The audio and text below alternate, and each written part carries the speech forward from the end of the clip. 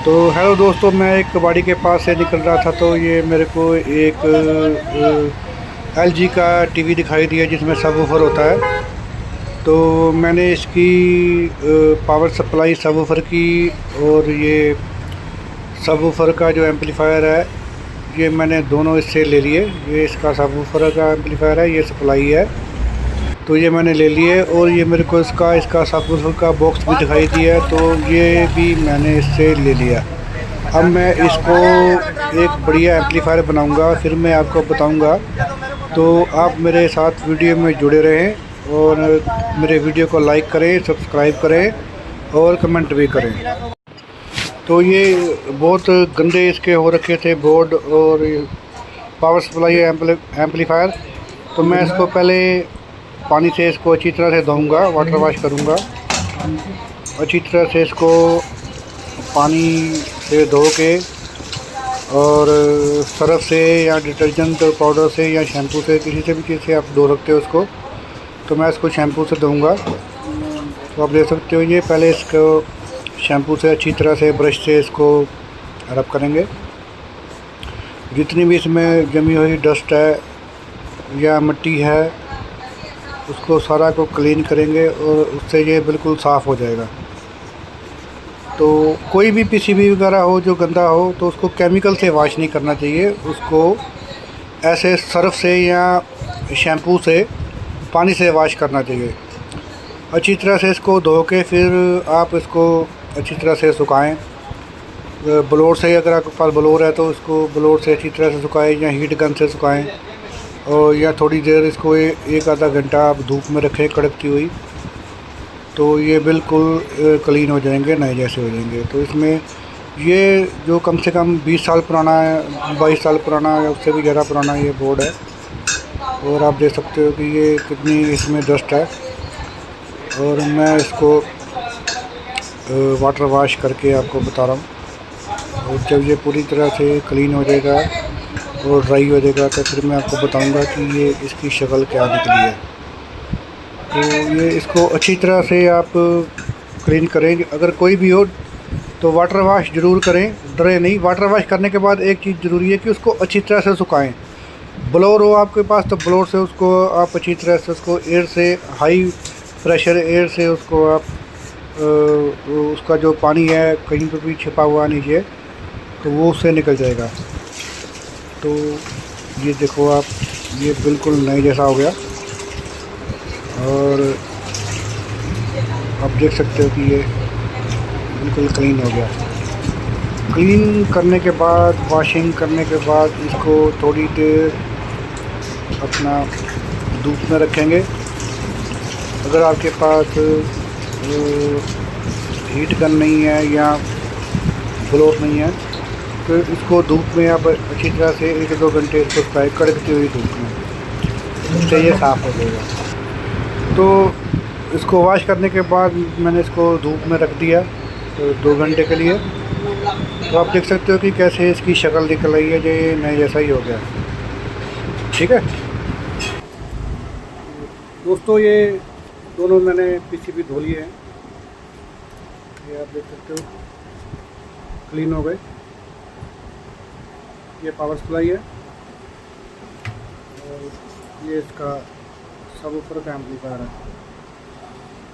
तो ये असल में एलजी के जो 21 इंच के टीवी थे उसके ऊपर जो वूफर लगता था ये उसका एम्पलीफायर है।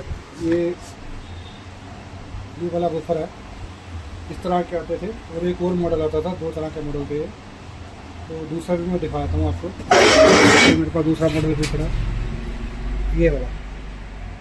तो ये दोनों एलजी के सबवूफर हैं, सीआरटी टीवी के। उसमें ये वाले एम्पलीफायर लगता था ये सप्लाई के साथ। ये 2 तरह के बोर्ड आते थे। एक में ये जो आप सर्किट देख रहे हैं, ये वाला, ये नीचे का ये सारा सर्किट नहीं होता। वो बोर्ड खाली एम्पलीफायर फ्रंट के स्पीकर को चलाने के लिए होता है, सबवूफर के लिए नहीं होता। उसमें आईसी यही लगे होते हैं जो बलूचिस्तान में 2 IC लगे, लेकिन उसमें ये वाला सर्किट नहीं होता, ये सबवूफर का सर्किट है। ये 4558 IC है, ये इसका 5265 IC है। ये ऑडियो आउटपुट का IC होता है, इसको प्री एम्पलीफायर बना के इस सर्किट को चलाया गया। तो ये इसकी पावर सप्लाई है। जो दूसरे वाले बोर्ड की पावर सप्लाई होती है वो इससे थोड़ी अलग होती है। ये 30 वोल्ट की पावर सप्लाई है और बड़ी हैवी सप्लाई है। ये कम से कम 15 एम्पेयर की सप्लाई होगी। तो अब YouTube पर एक बंदा ऐसा नहीं जिसमें ये सर्किट है, तो प्लेन वाले पे उसने 3-4 वीडियो डाली है।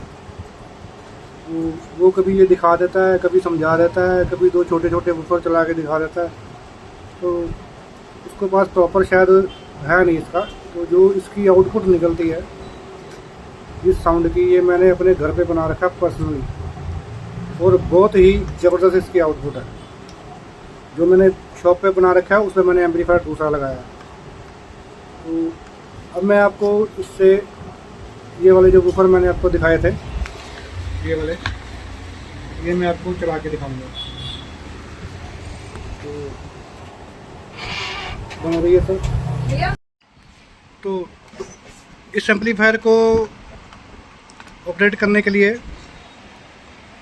इस सप्लाई से 32 वोल्ट मिलती है और ये सिर्फ उससे नहीं चलता है, ठीक है।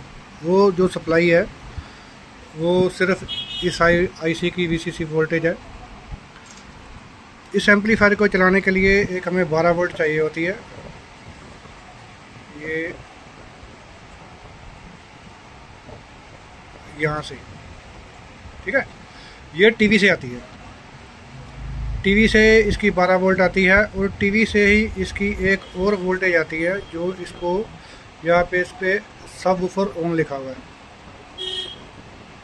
ये दोनों वोल्टेज टीवी से आएंगी तो इसमें से साउंड आएगी, नहीं तो ये म्यूट रहेगा, इसमें से आउटपुट नहीं आएगी। तो जो ये 4558 IC है, ये सिंगल वोल्टेज ऑपरेटेड है। जो हमारे दूसरे एम्पलीफायर आते हैं आजकल 2030 के, उसमें ड्यूल वोल्टेज होती है। ये सिंगल वोल्टेज ऑपरेटेड है 12 वोल्ट पे। तो इसकी जो इस IC की जो इनपुट है वो यहाँ से जाएगी इसको, और इसमें से जो ऑडियो सिग्नल है वो यहाँ से इसको आएगा। ये जो इनपुट है, ये 2 इनपुट टीवी से आएंगी, यहाँ पर लेफ़्ट राइट। ये यहाँ पे जाके 2 रेजिस्टेंस लगी है, 2 रेजिस्टेंस से ये एक हो जाएगी, एक इनपुट हो गई IC की इनपुट में जाएगी। इस IC की इनपुट से इसकी जो आउटपुट है वो इसमें से जाएगी, ठीक है। और इसमें से जो सिग्नल बढ़ के इसमें से जाएगा, फिर ये इसको एम्पलीफाई करेगा इस वाले दोनों IC को। तो ये दोनों IC जो है ये मोनो पे चलते हैं, ये स्टीरियो नहीं है ये, ठीक है। ये 2 स्पीकर को ऑपरेट करता है, अलग अलग 2 स्पीकर चलाता है ये, बड़े हैवी। लेकिन दोनों स्पीकर की जो साउंड है वो मोनो है। यहाँ से स्टीरियो इनपुट मिलती है, ये मोनो है, ठीक है। ये मैंने आपको मोटा मोटा समझाया। अब मैं इसके कनेक्शन करके आपको बताता हूँ। ये इसकी सप्लाई, ये 32 वोल्ट, ये ऑन कैसे होती है। ये यहाँ पे, यहाँ पर ये 12 वोल्ट है। ये टीवी से 12 वोल्ट आते हैं, टीवी से 12 वोल्ट आके ये रिले लगी है, रिले को जाते हैं, यहाँ से रिले ऑन होती है। तो ये जो इसकी AC वोल्टेज है वो इसके डायोड पे जाती है, ब्रिज पे, तो फिर आगे DC बनती है। ये सप्लाई ऐसे ऑन होती है। तो मैंने इसको शॉर्ट कर दिया रिले को, यहाँ से 350 वोल्ट बन गई। उसके बाद ये यहाँ पे सप्लाई बन गई। एक इसको स्टैंड बाई की वोल्टेज दे रखी होती है यहाँ पे, वो भी टीवी से आती है। जब हम रिमोट से टीवी को ऊपर ऑफ करते हैं तो ये सप्लाई ऑफ होती है। इस तरह चलाने के लिए हमें इस वाली सप्लाई की ज़रूरत नहीं है। ये 12 वोल्ट की भी ज़रूरत नहीं है यहाँ पे, लेकिन उस वोल्ट पे वहाँ पे पड़ेगी। तो ये इसकी 32 वोल्ट सप्लाई है, ये ऐसे ऑन होती है। ये रिले शॉर्ट करके, और कुछ नहीं करना पड़ता। और मैं एम्पलीफायर के कनेक्शन करके आपको बताऊँगा। तो इसको कनेक्शन दे दिए सप्लाई को ये एम्पलीफायर में, तो ये हमारा ऑन हो गया है। तो ये इस पर ऑडियो क्लिक कर रही है, ठीक है। ये देखो ये एक वूफर है, ये दूसरा वूफर है, एक और ये दूसरा, ठीक है। ये हमारा एम्पलीफायर ऑन हो गया। इसमें जो क्लिक आ रही है वो इसलिए आ रही है क्योंकि यहाँ पे एक म्यूट के कनेक्शन है, लेकिन इन्होंने ओपन रख रखा है। और इसका म्यूट का कनेक्शन ये रखा होगा या सर्किट ना रखा होगा तो ये ऐसे क्लिक करने से इसमें साउंड नहीं आएगा, फिर हमें वहाँ पे वोल्टेज देनी पड़ेगी तो साउंड आएगा। लेकिन यहाँ इस सर्किट में ये इतना वाला हिस्सा म्यूट का है वो नहीं बनाया। तो अब इसमें हम इस एम्पलीफायर को दो तरीके से यूज कर सकते हैं। एक तो इसका जो है सीधा एम्पलीफायर, उसके आगे टोन कंट्रोल लगा के, और दूसरा इसका खाली वूफर, दो पास के सब वूफर का सर्किट है। कल ये बनाया था आईसी दो है और दोनों पे अलग अलग क्लिक है, लेकिन नीचे से जो ड्रेन लेवल बना रखा है वहाँ से जो दो इनपुट आती है लेफ्ट और राइट वो एक ही होके जाती है। तो ये जो दोनों सब वूफर है ये हमारे मोनो पे काम करते हैं। सर्किट यहाँ तक स्टीरियो है, लेकिन ये वाला जो यहाँ का सर्किट है ये मोनो है। और ये जो 4558 आईसी लगा ये एक लगा है। अगर ये दो आईसी लगे होते तो फिर ये हम दोनों जो अलग अलग स्पीकर है वो हम सेपरेट करवाते हैं या कंपनी करवाते हैं। कंपनी ने क्या किया, एक ही आईसी से इसको प्री एम्पलीफायर करके सब जो इसका लो पास फिल्टर है उसको बना के दो आईसी पे देके दोनों को मोनो इसकी साउंड आएगी जबरदस्त, लेकिन आएगी। तो लेकिन अगर हम इसको इतना हिस्सा यूज़ करें, इस वाले हिस्से को रहने दें, तो ये स्टीरियो एम्पलीफायर बन जाएगा, ठीक है। अभी मैं इसमें आपको दोनों चीज़ें चला के दिखाऊंगा। तो ये कनेक्शन कर लिए, ये मैं कनेक्शन बताता हूँ। ये सप्लाई को जा रहे हैं और ये इसमें 5 वोल्ट एक आती है वूफर को ऑन करने के लिए, ठीक है। ये यहाँ पे लिखा होगा सब वूफर ऑन ऑफ। सब वूफर ऑन ऑफ की ये वाली पिन है, ये ट्रैक यहाँ पे है। यहाँ मैंने 5 वोल्ट दिया है इसको और एक 12 वोल्ट जाएगी। 12 वोल्ट इस आईसी के लिए जाती है और जो 5845 है इसके लिए जाती है। और 5 वोल्ट इसकी स्विचिंग है वूफर को ऑन करने के लिए। यहीं से मैंने 5 वोल्ट पीटी मॉड्यूल को दे दिया और पीटी मॉड्यूल कनेक्टेड है। तो मैं इसको प्ले करता हूँ।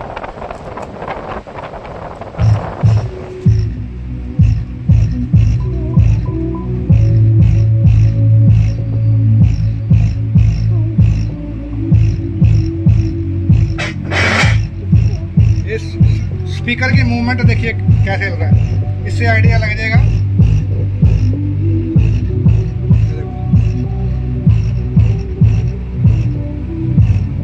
इसकी इतनी जबरदस्त बेस है, ये देखो।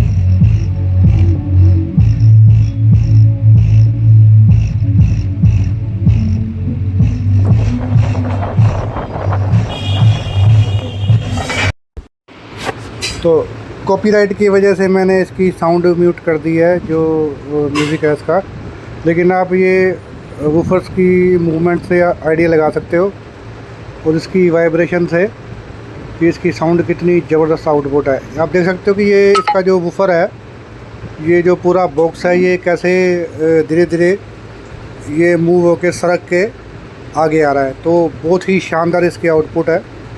लेकिन ये जो अपना कॉपीराइट का चक्कर है, इसके कारण मैं आपको इसकी ओरिजिनल जो साउंड प्ले कर रहा हूँ वो नहीं सुना सकता। लेकिन एक आपको आइडिया हो गया, साउंड इसकी बहुत ज़बरदस्त है। और इसकी मूवमेंट देखो आप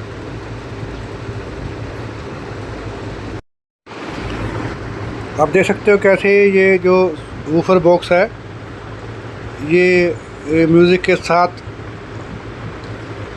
ये सरक के कैसे ये आ रहा है, आगे आ रहा है। तो साउंड इसकी बहुत ज़बरदस्त है। आप इसके अगर बॉक्स को हाथ लगा के देखोगे तो इसकी जो वाइब्रेशन है कमाल की वाइब्रेशन है।